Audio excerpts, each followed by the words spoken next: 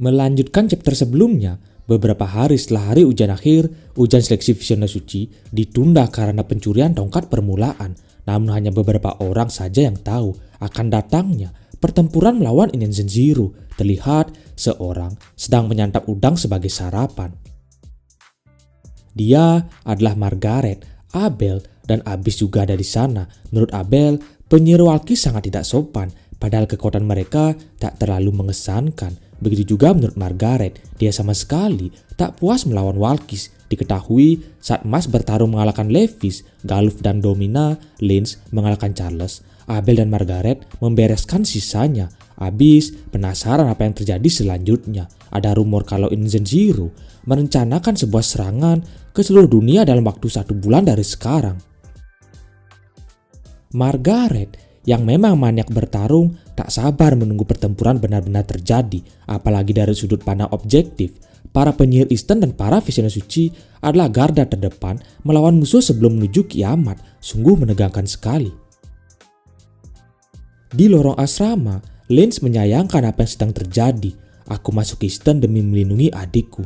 Bukan hanya kehilangan tongkat permulaan, kompetisinya juga ikut berakhir. Kalau begini, aku tak akan bisa melindungi Anna dari Inen Zenziru. Ada hal yang harus berubah. Aku harus jauh lebih kuat, gumam Lynch. Dot dari belakang berusaha menarik perhatiannya tapi gagal. Merasa dikacangin membuat Dot sangat kesal. Sebenarnya apa yang sedang Lynch pikirkan? Lokasi berpindah di sebuah rumah dekat hutan. Di salah satu kamar rumah tersebut, Mas terbaring di kasur, kedua tangan dan kakinya diborgol. Dia bingung kenapa sampai berada di tempat seperti itu. Ternyata semua karena Rio. Aku membawamu ke orang yang bisa menyembuhkan luka dan kram ototmu dengan cara yang paling garang. Sama-sama sebagai cowok tertampan di dunia, aku harus menjaga junior tertampan juga. Tampan dalam tingkah laku dan kekuatan, kata Rio. Mas penasaran dengan penyembuh yang dimaksud. Pasti dia penyihir yang hebat kalau bisa menyembuhkan dirinya. Rio berkata penyihir yang akan ditemui Mas setara atau bahkan lebih kuat dari Wahlberg. Jadi Rio menyuruh Mas fokus saja pada penyembuhannya. Yang Mas bingung kenapa dia harus dirantai sangat kuat sebelum menerima pengobatan. Hingga tiba-tiba seseorang datang membawa gergaji mesin. Rio meyakinkan Mas pengobatannya hanya sebentar. Tentu Mas menganggap Rio menipunya. Bagaimana cara mengobati luka dan kram dengan gergaji mesin. Gergaji mesin untuk menebang pohon. Sambil tersenyum, wanita itu mendekatkan gergaji mesin ke tubuh Mas. Mas mulai khawatir. Apa ada alasan dia nggak akan mati secara langsung setelah digergaji? Tenanglah, ini gergaji mesin sihir. Gergaji ini bisa memotong rasa sakit, lelah, dan racun dari dalam tubuhmu. Tapi sebagai gantinya, rasanya akan sangat sakit, ucap wanita itu. Jika memang begitu, Mas meminta satu hal lagi, yaitu agar si penyembuh wanita tidak tersenyum sambil melayangkan gergaji. Itu sangat menyeramkan. Mas harus sadar dirinya saat ini tak memiliki pilihan lain. Akhirnya Mas setuju. Gergaji mesin mengenai tubuh Mas hingga membuat banyak darah keluar. Wanita itu meminta Mas santai saja. Pengobatannya akan segera selesai. Ditambah lagi, selama pengobatan berlangsung, Mas dilarang bergerak.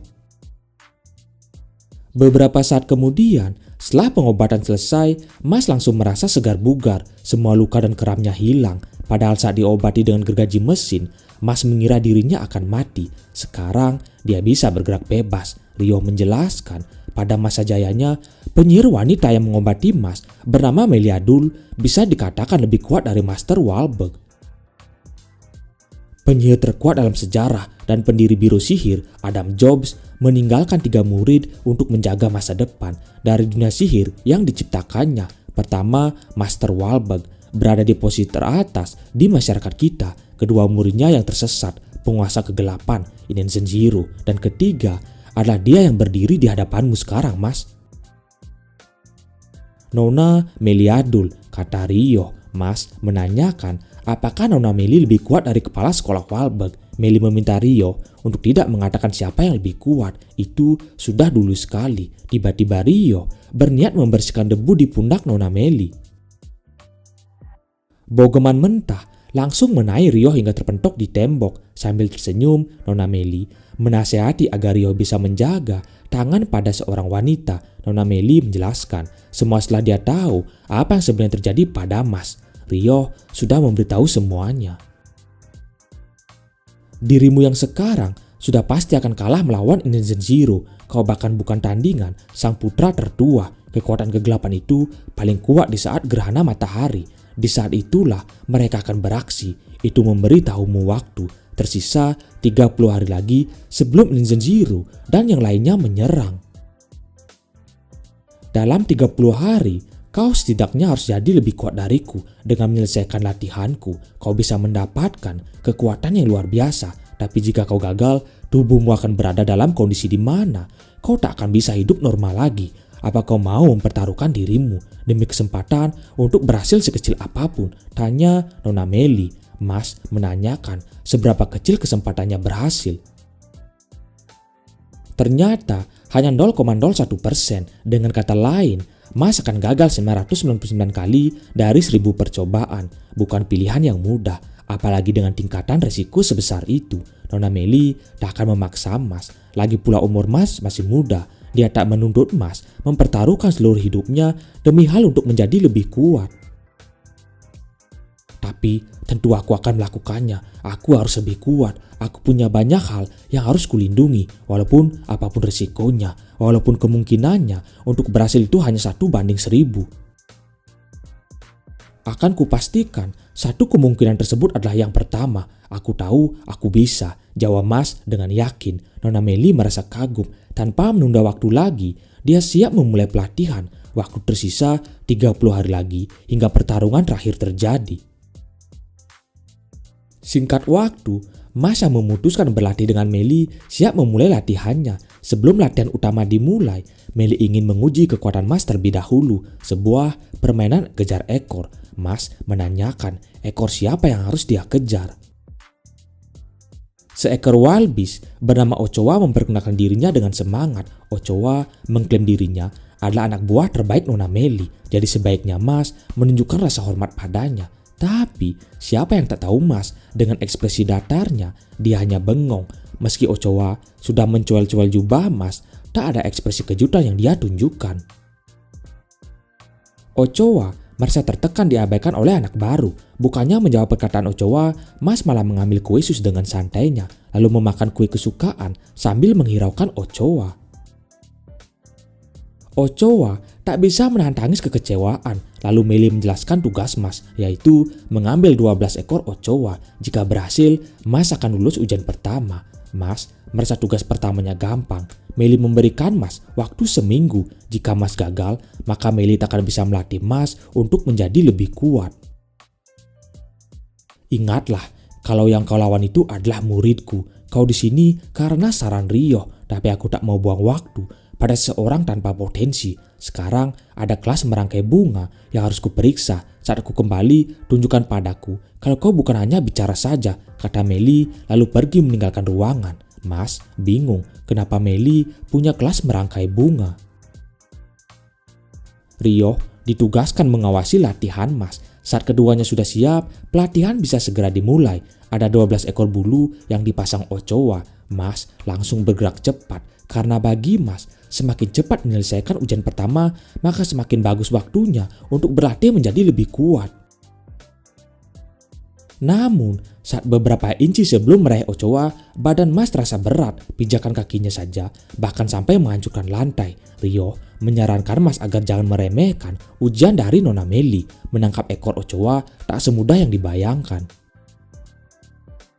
Gravitasi di ruangan ini akan berlipat ganda setiap 10 menit. Semakin lama waktu yang kau gunakan, semakin kecil pula kemungkinanmu. Berusahalah dan ambil ke-12 ekor itu. Ujiannya jauh lebih berat, kata Rio. Saat Mas berusaha menggapai Ochoa, dengan entengnya Ochoa kabur tanpa merasakan gravitasi tambahan. Itu karena sihir Ochoa tak berefek pada sesuatu yang berhubungan dengan gravitasi. Mas mulai tertekan. Tak sampai menangkap ekor Ochoa, berjalan saja membuatnya kesusahan. Mas tertunduk. Dengan keadaannya sekarang, dia tak akan mungkin bisa mengambil ekor Ochoa satu helai pun. Sambil menyilangkan tangan, Ochoa mengejek Mas, berlutut di depan orang yang kuat, bersombong pada yang lemah. Itulah moto hidup Ochoa. Mas tak memiliki pilihan lain. Dia melepaskan gelang pemberat hingga lantai ruangan hancur. Dengan secepat kilat, Mas bergerak cepat ke belakang Ochoa guna mengambil ekornya. Rio kagum melihat kecepatan Mas, tapi itu semua tak semudah yang dibayangkan. Ochoa memiliki refleks yang luar biasa. Dia melompat menghindari tangkapan Mas. Beberapa menit sudah berlalu, Mas terkapar. Dia belum bisa mendapatkan satu ekor pun. Ochoa dengan sombongnya menginjak bahu Mas. Sihir ini membuatku bisa mendorong kemampuan tubuh hingga maksimal. Aku tak akan kalah menghadapi orang dengan satu trik saja, kata Ochoa. Rio yang awalnya kagum melihat kecepatan Mas menjadi kecewa. Apa kemampuan Mas lemah ini? Dikatai lemah, Mas bangkit kembali. Dia terus-menerus kuat tenaga mengambil ekor Ochoa tapi gagal. Gerakan tubuh Ochoa benar-benar lincah. Dia menghindari semua tangkapan Mas dengan tepat. Waktu terus berjalan, gravitasi akan terus bertambah, sebuah ujian tanpa ampun. Ochoa memperingatkan Mas agar tak berani mengerokannya lagi. Kalau begini, kau akan benar-benar kehilangan semua hal yang kau sayangi, Mas Bandet. Apa kau tak sadar kalau kau selalu menahan dirimu sendiri? Ingatlah lagi apa yang membuatmu menjadi seperti ini, tanya Rio.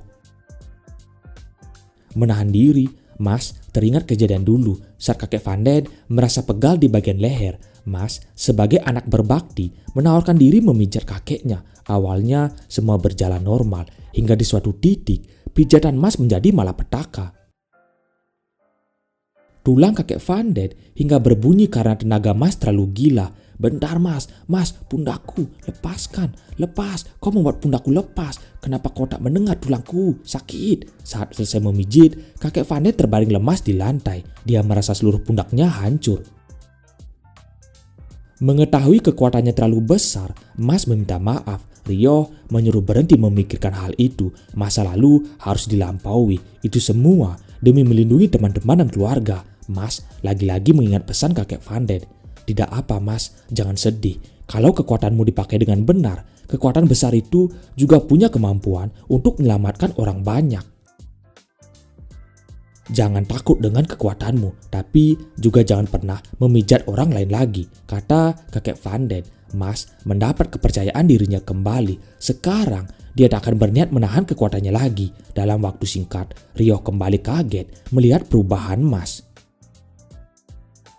Singkat cerita, Nona Meli sudah selesai dalam kelas merangkai bunga dan juga melakukan sedikit kosmetologi hingga memakan waktu setengah hari. Dia penasaran apakah Mas sudah berhasil menangkap satu ekor Ochoa. Rio yang mengarah itu mengatakan kemampuan Mas jauh lebih hebat dari yang Nona Meli pikirkan. Bagaimana tidak, Mas ternyata sudah berhasil mengambil 12 ekor Ochoa dalam waktu setengah hari saja, padahal Nona Meli memberikan waktu 1 minggu. Ochoa kembali tertekan, dia dikalahkan oleh orang baru. Dia berhasil mengambil semua 12 ekor Ochoa kurang dari 1 hari, bahkan saat gravitasinya aktif. Kurasa aku mulai melihat alasan kenapa Rio repot-repot membawanya padaku. Aku melihat sebuah berlian yang belum diasah. Baiklah, waktunya melanjutkan latihan ke tahap kedua, gumam Nona Meli. 29 hari lagi hingga pertarungan akhir dimulai.